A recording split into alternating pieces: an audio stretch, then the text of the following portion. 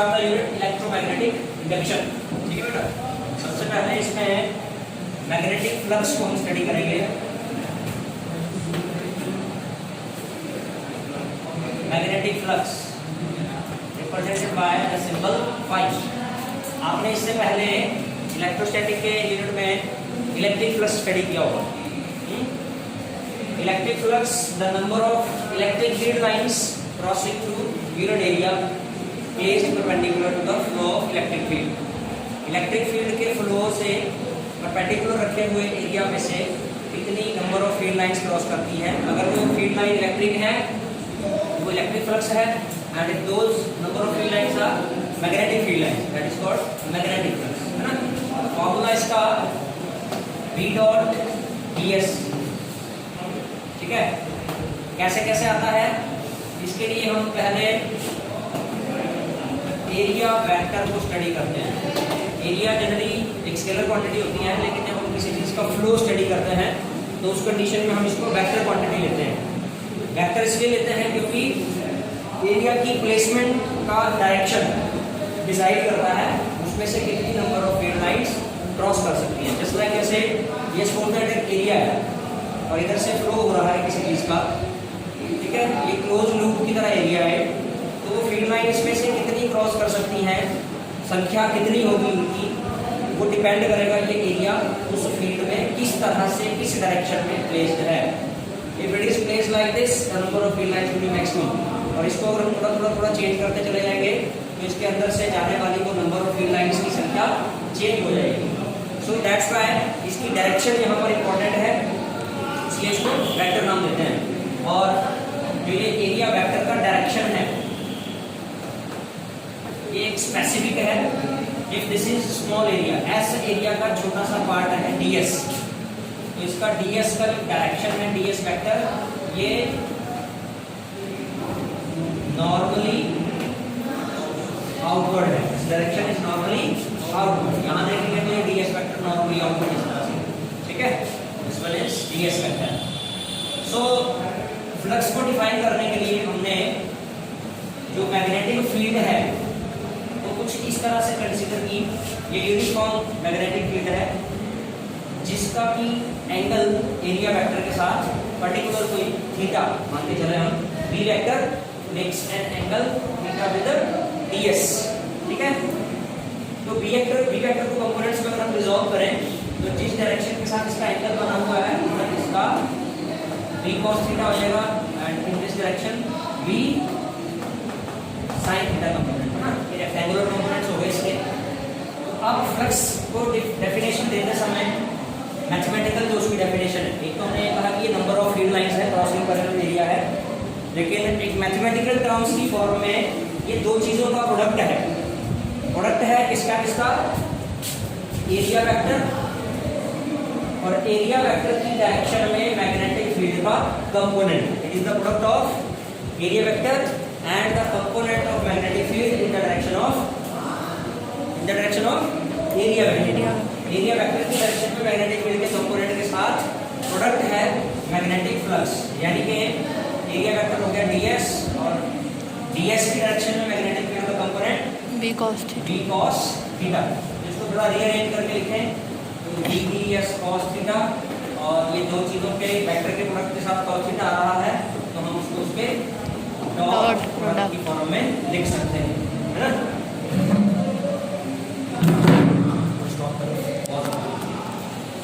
Magnetic flux, तो magnetic flux का अगर हमें डायमेंशन फार्मूला और SL होता है इसका वेबर। SL क्या है, वेबर। बस स्पीड से भी चलेंगे कुछ टॉपिक्स हमारे कवर हो जाए। एंड जहाँ तक डायमेंशन फार्मूला की बात है तो v वेक्टर और ds वेक्टर दोनों को सब्स्टिट्यूट करेंगे, उससे डायमेंशन फार्मूला का कैलकुलेट करोगे। हम आगे चलते हैं, इस कॉन्सेप्ट में हमें Faraday's laws of electromagnetic induction study करना है। इलेक्ट्रोमैग्नेटिक इंडक्शन होता क्या है, production of electric current with the help of changing magnetic field. देखो थर्ड यूनिट जो हमारा था उसमें एक लिंक एस्टैब्लिश हुआ इलेक्ट्रिसिटी और मैग्नेटिज्म में। कैसे, ओर्स्टेड के एक्सपेरिमेंट से। ओर्स्टेड के एक्सपेरिमेंट में क्या किया गया, चेंजिंग इलेक्ट्रिक करंट के फ्लो होने से प्रोडक्शन हुआ, सॉरी यस, मैग्नेटिक फील्ड का। वो स्टूडेंट ने एक्सपीरियंस किया कि एक कंडक्टर में से करंट फ्लो करता है, तो उसके सराउंडिंग में रखी, बेटा तेरा मनीष ध्यान कहाँ है, हाँ इधर ध्यान दो। तो उसके सराउंडिंग रखी जो नीडल है, कंपास नीडल है, वो डिफ्लेक्ट करती है, और उसके डिफ्लेक्शन के पीछे जो कॉज है वो स्टडी करता है। तो क्या होता है कि इलेक्ट्रिक करंट जो है वो मैग्नेटिज्म को प्रोड्यूस करता है। Electric current flowing through a conductor produces a magnetic field in its surrounding. अब क्वेश्चन ये आया कि अगर इलेक्ट्रिसिटी मैग्नेटिज्म को जनरेट करती है, तो क्या मैग्नेटिज्म भी इलेक्ट्रिसिटी को जनरेट कर सकता है? This was the question. और इस क्वेश्चन के आंसर के लिए जो वेरियस पहले तो हाइपोथेसिस दिए गए और एक्सपेरिमेंट्स किए गए, तो उनमें से ही कुछ एक्सपेरिमेंट्स हैं डन बाय माइकल फैराडे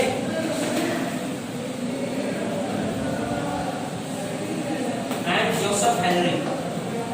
आपके बुक में टॉपिक है, क्या टॉपिक है? Faraday's experiments of electromagnetic induction, Faraday के एक्सपेरिमेंट्स। ठीक है, तो फैराडे ने जो एक्सपेरिमेंट किए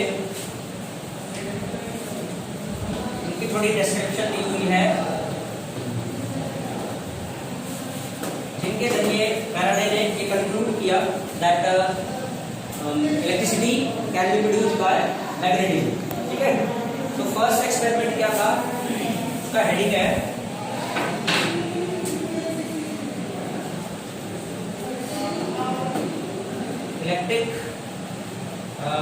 इलेक्ट्रोमैग्नेटिक इंडक्शन या induced EMF, induced EMF by changing magnetic field। First experiment में क्या किया गया, एक कॉइल के नियर बाय एक मैग्नेट को मूव किया गया। ठीक है, ये कोई कॉइल है, जिस कॉइल में एक गैल्वेनोमीटर अटैच किया गया है। ठीक है, और उसके पास ये सोर्स ऑफ मैग्नेटिक फील्ड रखी है, एक मैग्नेट है, बार मैग्नेट। ठीक है, एक्सपेरिमेंट में क्या करता है वो, he moves the magnet toward the coil. See, magnet को कॉइल की तरफ मूव किया, ऑब्जर्व क्या करता है, ये गैल्वेनोमीटर एक डिफ्लेक्शन देता है, मोमेंटरी डिफ्लेक्शन, एक हल्का सा झटका देता है, गैल्वेनोमीटर की नीडल में डिफ्लेक्शन आती है। फिर इस मैग्नेट को अवे बाहर की तरफ को ले जाता है, कॉइल से बाहर ले लेता है, तो फिर से गैल्वेनोमीटर डिफ्लेक्शन देता है, लेकिन पहले से अपोजिट डायरेक्शन में। बार बार इसको मूव करके देखता है, इनवर्ड आउटवर्ड इनवर्ड आउटवर्ड, हर बार यही एक्सपीरियंस करता है। जैसे ही मैग्नेट इनवर्ड मूव करती है, डिफ्लेक्शन होती है, बाहर को आता है, डिफ्लेक्शन होती है, लेकिन दोनों बार एक दूसरे से अपोजिट डायरेक्शन में डिफ्लेक्शन होती है। तो डिफ्लेक्शन होना क्या शो करता है, करंट प्रोड्यूस हुआ। इस कॉइल में सोर्स तो है नहीं, कुछ भी लगा हुआ, कोई बैटरी सेल कुछ नहीं है। इट मीन्स कि इसकी हेल्प से, इस मैग्नेट की हेल्प से इलेक्ट्रिक करंट का इंडक्शन प्रोडक्शन हुआ इस कॉइल में, that is called electromagnetic induction. इसी को बोलते हैं electromagnetic induction, production of electric current with the help of magnetism. ठीक है, और साथ में कुछ चीजें ऑब्जर्व करता है कि जितना इसको स्पीड से मूवमेंट देता है, इनवर्ड आउटवर्ड जितना स्पीड करता है ना, तो उससे जो प्रोड्यूस होने वाला ये डिफ्लेक्शन था, ये पहले से ज्यादा हो जाएगा। डिफ्लेक्शन की सुई ज्यादा दूरी तक जाने का मतलब है इलेक्ट्रिक करंट का मैग्नीट्यूड ज्यादा, यानी कि जितना। अब इसके पीछे कारण स्टडी कर रहा है, क्या कारण है, इस मैग्नेट के चारों तरफ क्या है, मैग्नेटिक फील्ड लाइंस है। इसकी जो मैग्नेटिक फील्ड है वो किस फॉर्म में है, मैग्नेटिक फील्ड लाइंस की फॉर्म में है। इसको हम क्या बोलते हैं, मैग्नेटिक फ्लक्स बोलते हैं, यानी कि मैग्नेटिक फ्लक्स है। वो मैग्नेटिक फ्लक्स लिंक्ड है कॉइल सी के साथ, लिंक्ड है, उसके संपर्क में है। जैसे ही मैग्नेट को इनवर्ड मूव कर रहे हैं, वो फ्लक्स बढ़ रही है, दूर कर रहे हैं, फ्लक्स घट रही है। हर स्थिति में क्या हो रहा है, फ्लक्स का चेंज हो रहा है, और फ्लक्स के चेंज होने से ही करंट का इंडक्शन हो रहा है। क्योंकि जब मैग्नेट को अंदर जाके हम कहीं रोक देते हैं, ठीक है, तो उस स्थिति में क्या ऑब्जर्वेशन की गई एक्सपेरिमेंट में कि डिफ्लेक्शन जीरो आ जाती है, डिफ्लेक्शन कम्स टू जीरो। क्यों, क्योंकि उस स्थिति में फ्लक्स कॉइल के लिंक में जो फ्लक्स आ रही है वो ना तो बढ़ रही है ना घट रही है, वो उतनी की उतनी है, उसमें कोई इंक्रीज या डिक्रीज नहीं हो रहा है। और जब इंक्रीज डिक्रीज नहीं हो रहा है तो इलेक्ट्रिक करंट का प्रोडक्शन नहीं हो रहा है। यानी कि कॉइल के लिंक में आने वाली फ्लक्स जब भी चेंज कर रही है तो करंट का इंडक्शन हो रहा है। ये एक्सपेरिमेंट में देखा जा रहा है। दूसरे एक्सपेरिमेंट में उसने ये मैग्नेटिक फील्ड का सोर्स यहाँ बाहर मैग्नेट ली गई है, उसकी जगह एक करंट कैरिंग कॉइल ली। यहाँ दो कॉइल ली, coil C1 and C2। First coil के साथ गैल्वेनोमीटर अटैच कर दिया और सेकंड कॉइल के साथ, ठीक है, सोर्स ऑफ इलेक्ट्रिक करंट लगाया है। ठीक है, तो जैसे ही ऑब्जर्व, अब यहाँ ऑब्जर्वेशन क्या करता है कि जैसे ही की को प्रेस करता है, इस वाली सेकंड कॉइल C2 की को प्रेस करता है, फर्स्ट कॉइल में लगा हुआ गैल्वेनोमीटर डिफ्लेक्शन देता है। कब की को प्रेस करता है, की को छोड़ा जाता है जब, यानी कि सर्किट को ओपन करा जाता है, डिस्कनेक्ट किया जाता है बैटरी को, तो भी फर्स्ट कॉइल में लगा हुआ गैल्वेनोमीटर डिफ्लेक्शन देता है, लेकिन पहले से ऑपोजिट डायरेक्शन में देता है। यानी कि सर्किट को जब ओपन कर रहे हैं तो डायरेक्शन कुछ, जो डायरेक्शन है क्लोज करने से प्रोड्यूस होने वाले करंट की डायरेक्शन से ऑपोजिट है। अब ये जो क्लोज करना या ओपन करना, अच्छा एक चीज और रहेगी कि अगर लगातार की को प्रेस करके रखते हैं, continuous to press the key, तो उस सिचुएशन में यहाँ कोई डिफ्लेक्शन नहीं आती है। गैल्वेनोमीटर की डिफ्लेक्शन जो C1 कॉइल में गैल्वेनोमीटर लगा हुआ है वो जीरो पे आ जाता है। जीरो पे आने का मतलब है कि C1 कॉइल में कोई करंट नहीं है अब, है ना। तो इसके पीछे जब थोड़ा स्टडी करें कि कैसे ये डिफ्लेक्शन आ रही है, सबसे पहली बात तो ये है कि जो यहाँ पर मैग्नेटिक फ्लक्स का सोर्स बार मैग्नेट थी, उसकी जगह पर ये कॉइल है, करंट कैरिंग कॉइल भी मैग्नेटिक फील्ड का सोर्स है। अब वो मैग्नेटिक फील्ड बढ़ना या घटना, यहाँ उस मैग्नेटिक फील्ड के बढ़ने को और घटने को कैसे किया जा रहा था, बाय मूविंग, बार मैग्नेट को इनवर्ट आउटवर्ड मूव करके C कॉइल के लिंक में आने वाली फ्लक्स को बढ़ाया या घटाया जा रहा था। उसी चीज को यहाँ कैसे किया जा रहा है, जैसे की को प्रेस करेंगे, ये जो करंट इस कॉइल में फ्लो करेगा ये जीरो से मैक्सिमम की तरफ बढ़ेगा, धीरे धीरे बढ़ेगा। ठीक है, यानी V की बैटरी करंट दे रही है 2 एम्पीयर, 3 एम्पीयर, 4 एम्पीयर, तो वो कुछ सेकेंड्स में मैक्सिमम वैल्यू को ऑब्टेन करेगा, यानी कि वेरिंग करंट फ्लो करेगा C1 C2 कॉइल में वेरिंग करंट, और वेरिंग करंट फ्लो होने का मतलब हो गया फ्लक्स भी वेरी कर रहा है, नंबर ऑफ फील्ड लाइंस भी चेंज करेगी ना यहाँ, और वही नंबर ऑफ फील्ड लाइंस इसके लिंक में है, तो इसकी भी फील्ड लाइन चेंज हो रही है। यहाँ मोशन से हो रही थी, यहाँ करंट के बढ़ने घटने से हो रही है।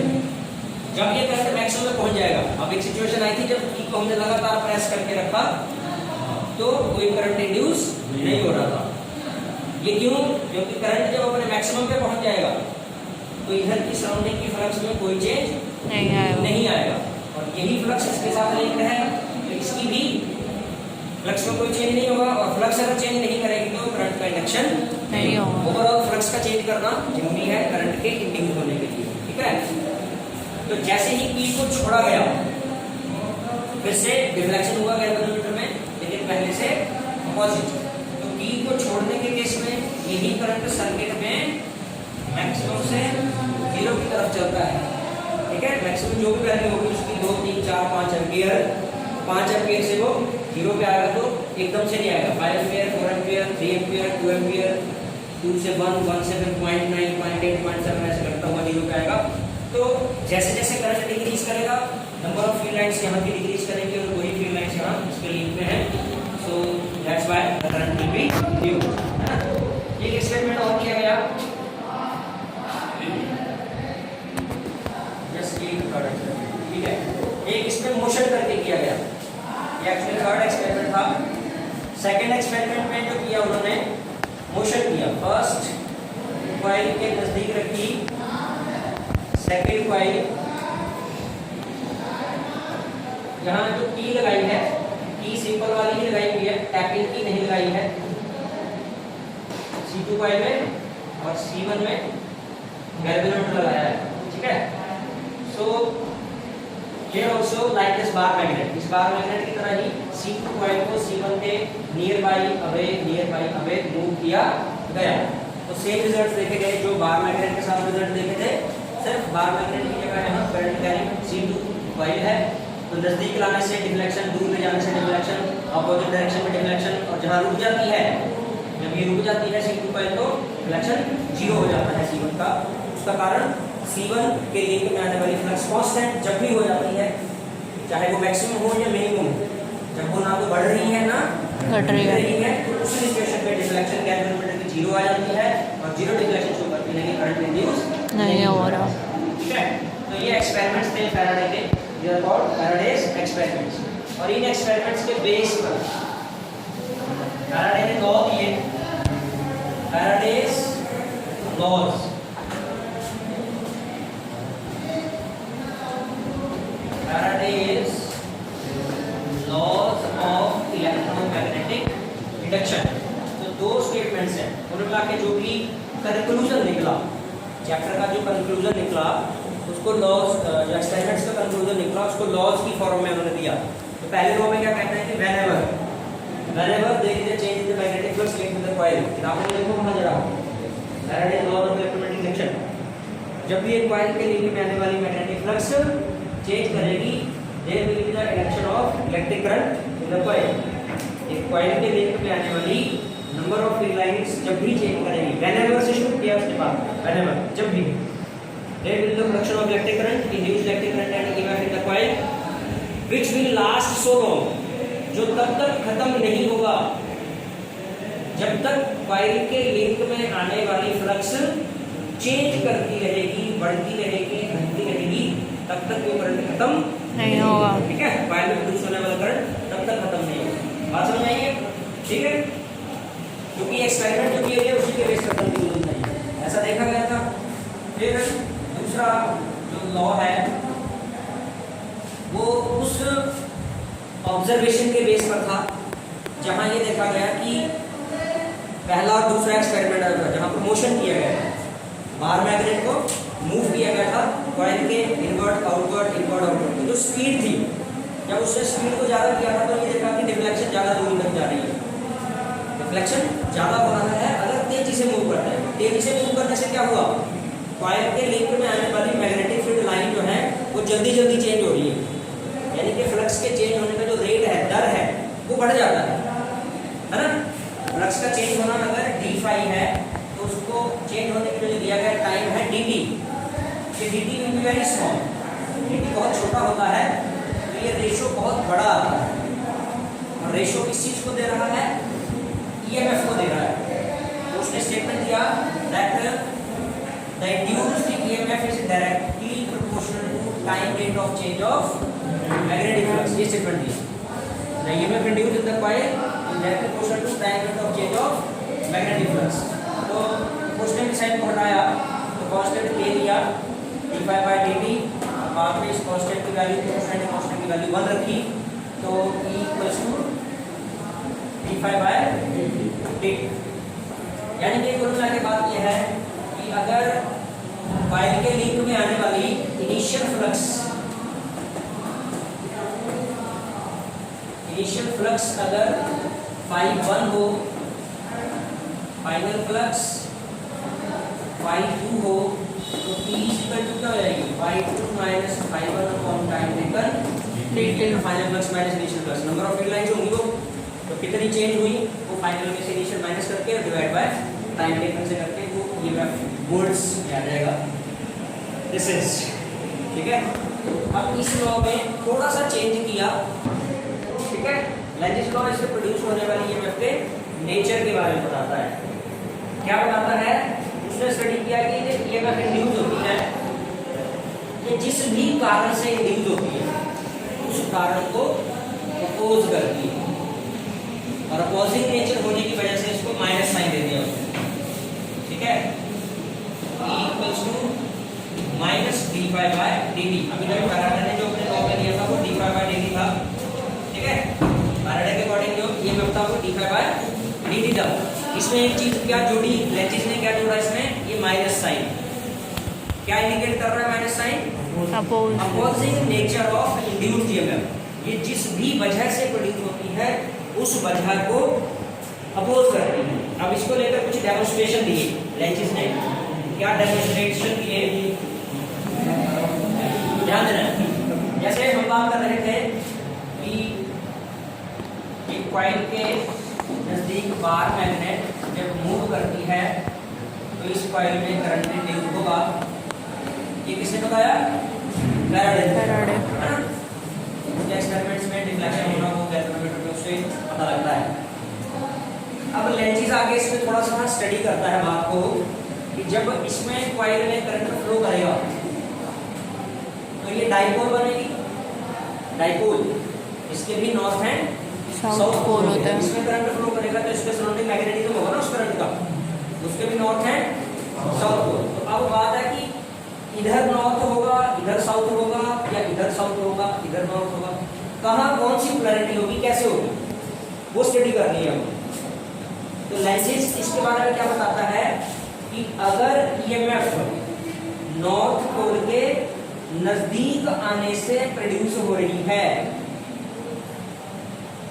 तो यहाँ नजदीक वाले एंड पर, कॉइल सी के नजदीक वाले एंड पर नॉर्थ पोल बनेगा, ताकि नॉर्थ पोल के नजदीक आने को क्या करे, वो अपोज करे। नॉर्थ के बीच में क्या होगा, रिपल्शन होगा ना, अपोजिंग नेचर। ध्यान दो, अपोजिंग नेचर। प्रोडक्शन का कारण क्या है? नॉर्थ पोल का नजदीक आना, बार मैग्नेट के नॉर्थ पोल का नजदीक आना प्रोडक्शन का कारण है, ये मैं प्रोड्यूस होने का। तो उसी कारण को क्या करना है, अपोज करना है। कैसे करेगा? नॉर्थ पोल प्रोड्यूस कर देगा। इधर नॉर्थ पोल जगह इधर करंट यहाँ इस तरह से फ्लो करेगा कि इधर नॉर्थ पोल इधर साउथ। कैसे ही बार मैग्नेट अवे जाएगी तब भी करंट इंड्यूस होगा, लेकिन पहले से अपोजिट डायरेक्शन में।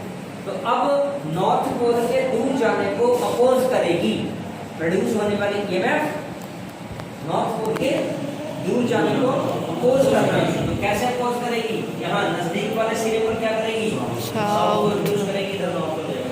तो पोल रिवर्स हो जाएंगे ताकि नॉर्थ और साउथ के बीच में अट्रैक्शन से उसके दूर जाने को भी क्या किया जा सके, अपोज किया जा सके। लेंजिस लॉ का एक बहुत बड़ा कंसीक्वेंस क्या निकला कि जो law of conservation of energy था,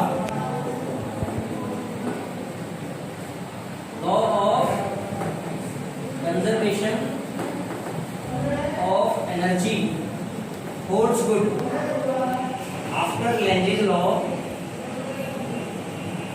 ठीक है, law of conservation of energy hold good हो गया, अदरवाइज इसका वायलेशन हो रहा था। कैसे वायलेशन हो रहा था? कुछ देर के लिए अगर हम ये सपोज कर लें कि जब ये नॉर्थ पोल नजदीक आ रहा था इधर, उस केस में इस कॉइल में यहाँ साउथ बन जाता। समझ रहे हो? नॉर्थ पोल के नजदीक आने से जो करंट इंड्यूस हुआ उससे पोलैरिटी ये बन जाए कि यहाँ साउथ बन गया, तो साउथ नॉर्थ को अट्रैक्ट कर लेगा, कॉइल अपने आप ही मूव होके अंदर को आ जाएगी। कोई एफर्ट नहीं करना पड़ेगा, कोई एफर्ट नहीं करना पड़ेगा, और बिना एफर्ट के, बिना वर्क के इलेक्ट्रिसिटी प्रोड्यूस होना। ये law of conservation of energy को वायलेट कर रही है ये बात। Law of conservation of energy ये कहता है कि जब तक एफर्ट नहीं करोगे, किसी एनर्जी की किसी फॉर्म को जब तक स्पेंड नहीं करोगे, खर्च नहीं करोगे, तो दूसरी कोई फॉर्म एनर्जी की प्रोड्यूस नहीं होगी। लेकिन यहाँ क्या दिख रहा था, अगर लेंजिस लॉ को थोड़ी देर के लिए साइड में कर दें, नॉर्थ पोल के नजदीक आने से यहाँ साउथ बन रहा है, तो वो अट्रैक्शन अपने आप ही मैग्नेट को अपनी तरफ खींच लेगी, मींस कोई एफर्ट नहीं करना पड़ेगा, मैग्नेट को मूव करने की इलेक्ट्रिक एनर्जी प्रोड्यूस हो जाएगी, बिना एनर्जी खर्च की एनर्जी प्रोड्यूस हो। तो ये बात law of conservation of energy को वायलेट कर रही है, गलत साबित कर रही है। लेकिन लेंजिस लॉ को जब हम फिर ध्यान में रखेंगे तो हम ये कहेंगे कि जब नॉर्थ पोल नजदीक आएगा तो यहाँ नॉर्थ बनेगा, नॉर्थ पोल जब दूर जाएगा तो यहाँ साउथ बनेगा। नॉर्थ पोल के नजदीक आने से अगर नॉर्थ बनेगा तो जो रिपल्शन होगी नॉर्थ नॉर्थ के बीच में, उसके अगेंस्ट वर्क करना पड़ेगा। कॉइल मैग्नेट को कॉइल में ले जाने के लिए work is required to be done. जब तक वर्क नहीं करेंगे, एनर्जी स्पेंड नहीं करेंगे, तो इलेक्ट्रिक एनर्जी प्रोड्यूस नहीं होगी। एनर्जी खर्च करेंगे तभी एनर्जी प्रोड्यूस होगी, which is according to law of energy conservation principle. ये बात एनर्जी कंजर्वेशन प्रिंसिपल के अकॉर्डिंग है, तो इसलिए law of conservation of energy hold good होता है आफ्टर लेंजिस लॉ। सो जितने भी हमने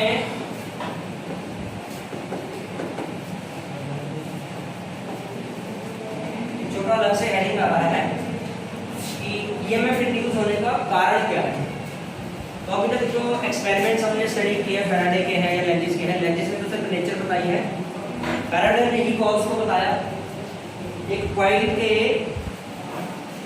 लिंक में आने वाली फ्लक्स ईएमएफ के इंड्यूस होने का कारण है, लेकिन जब तक वो फ्लक्स चेंज नहीं करेगी, बेशक लिंक में है वो फ्लक्स इस कॉइल के लिंक में है, लेकिन जब तक उसको चेंज नहीं करते हैं, बढ़ाते या घटाते नहीं हैं जब तक, तब तक ईएमएफ इंड्यूस नहीं होती है। तो कॉज में हम क्या लिखेंगे?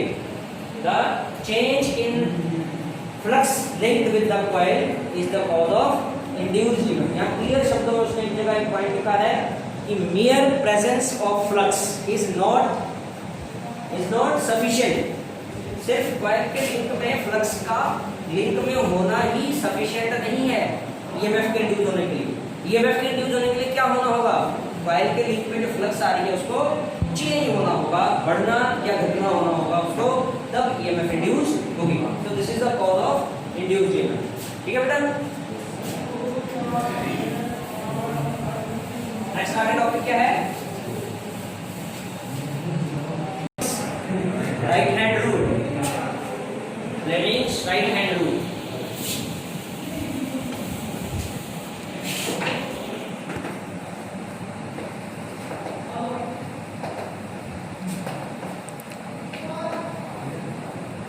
ठीक है, तो आप पढ़ चुके हैं Fleming right hand left hand दोनों 10th क्लास में पढ़े हुए हैं आपने, और 3rd यूनिट में 12th क्लास में भी फ्लेमिंग्स लेफ्ट हैंड रूल पढ़ा।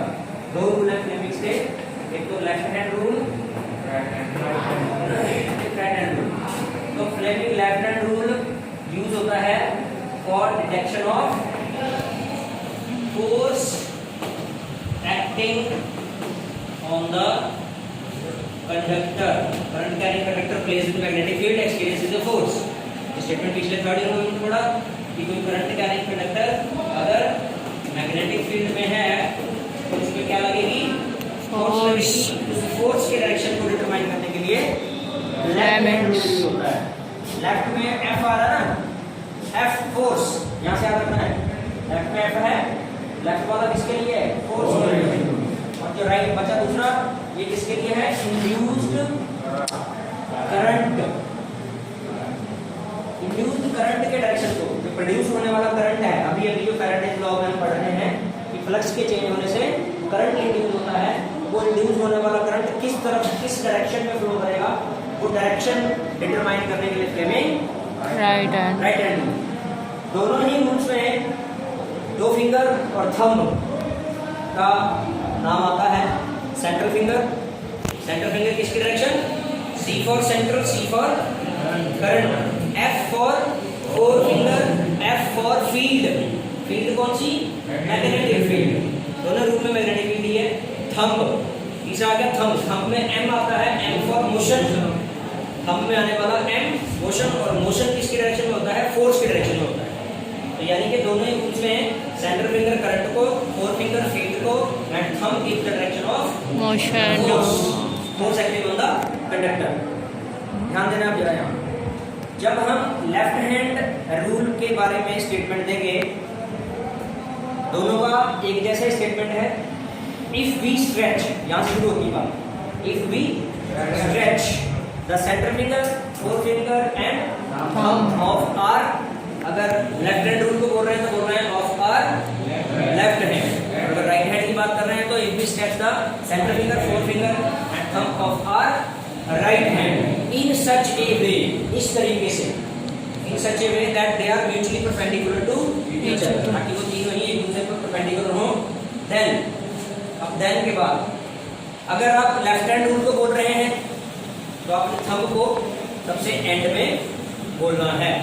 ठीक है, थंब किस डायरेक्शन को बता रहा है वो सबसे एंड में बोलना है। और अगर आप राइट हैंड रूल की स्टेटमेंट देने जा रहे हैं तो सेंट्रल फिंगर, क्योंकि जिस चीज को डिटरमाइन किया जा रहा होगा वो सबसे एंड में आएगी। लेफ्ट हैंड रूल में फोर्स को डिटरमाइन किया जा रहा है तो थंब सबसे एंड में आएगा। राइट हैंड रूल में करंट को डिटरमाइन कर रहे हैं डायरेक्शन को, तो सेंट्रल फिंगर सबसे एंड में आएगी। तो फिर से बात पे आते हैं, इफ स्ट्रेच, हम राइट हैंड रूल पे आते हैं सीधे, उसी से आपने लेफ्ट को ले लेना है। If we step the center finger, forefinger, thumb of our right hand in such a way that they are mutually perpendicular to each other, then The thumb gives the direction of force or the motion of the conductor. The forefinger gives the direction of magnetic field in that region. उस space में magnetic field का direction है. And the center finger is in the direction of induced current. ये induced current की direction होगा. ठीक है? तो ये है. देखो एक तो बात आ रही है induced current और induced EMF. तो EMF का तरह क्या हो गया? पोटेंशियल डिफरेंस हो गया. EMF is the potential difference. Coil के लिंक में आने वाली फ्लक्स के चेंज करने से उसके दोनों एंड्स पर, जैसे ए और बी एंड्स हैं उसके, तो उसके दोनों एंड्स पर क्या हो जाएगा? पोटेंशियल डिफरेंस क्रिएट हो जाएगा. एक सिरा इसका पॉजिटिव हो जाएगा, दूसरा नेगेटिव हो जाएगा. किससे? कॉइल के लिंक में आने वाली फ्लक्स के चेंज करने से. तो ये तो हुई इंड्यूस्ड ईएमएफ. इंड्यूस्ड ईएमएफ उस समय भी प्रोड्यूस होगी जब सर्किट ये ओपन है. This is open circuit. और यही सर्किट अगर क्लोज होगा, ये क्लोज हो गया, हमने लगा दिया बीच में, क्लोज होगा तो वही जो पोटेंशियल डिफरेंस क्रिएट हुआ था यहाँ पर इंड्यूस्ड ईएमएफ, वो क्या बन जाएगा? करंट बन जाएगा. वो किसी डायरेक्शन में फ्लो होना शुरू कर देगा. ये पॉजिटिव होना था अपने एंड ए, तो ए से बिगिन पॉजिटिव टू नेगेटिव होता है ना डायरेक्शन करंट का. तो फर्क ये है कि सर्किट अगर क्लोज होगा तो करंट प्रोड्यूस होगा, और सर्किट अगर ओपन होगा तो ओनली ईएमएफ होगी, करंट नहीं होगा. करंट कब होगा? जब सर्किट क्लोज होगा. सिचुएशन में ईएमएफ भी होगी एंड करंट भी होगी. ठीक है? तो दिस वाज ऑल अबाउट हमारे लगभग 7-8 टॉपिक शुरू हो गए. ठीक है? कंटिन्यू करो, तभी थोड़ा सिलेबस हमारा